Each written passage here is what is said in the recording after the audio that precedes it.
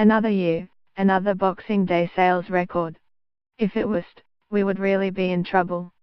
The $2.4 billion sales prediction from the Australian Retailers Association is in reality a measly improvement on the 2016 results, as is the $17.8 billion figure for the entire post-Christmas period. After accounting for inflation and population growth, the extra 2.9%, or $500 million, expected to flow into shops is actually a downgrade, despite New South Wales Premier Gladys Berejiklian performing her best sales pitch in front of the cameras for a Boxing Day of bumper trade.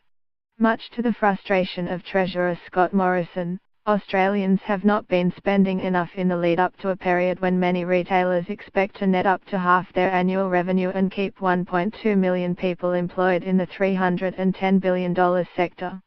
This is not just a problem for shopkeepers, but also for Treasury's tax receipts and the wider economy.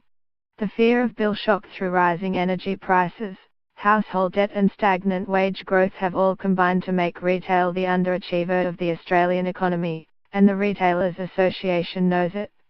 All is calm, all is bright, Boxing Day sales a big delight, its statement read on Tuesday. In other words, move on, nothing to see here.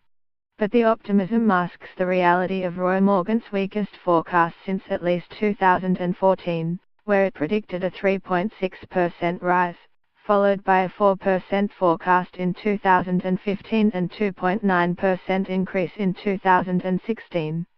Australian Retailers Association Executive Director Russell Zimmerman described the numbers as fairly strong, before adding an immediate caveat: talking to retailers, they'd been hoping it would be 4.5 to 5%.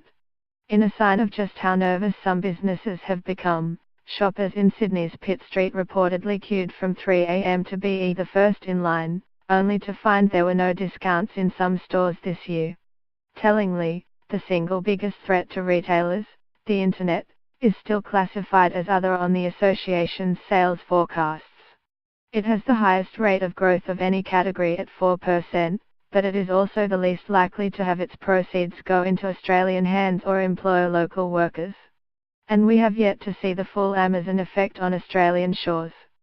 The Treasurer will be hoping the Christmas splurge turns around the most recent household consumption growth figures of just 0.1%, the weakest result since the 2008 global financial crisis. But if the downbeat predictions behind the record headlines from a typically optimistic peak body are anything to go by, I doubt many would be holding out much hope.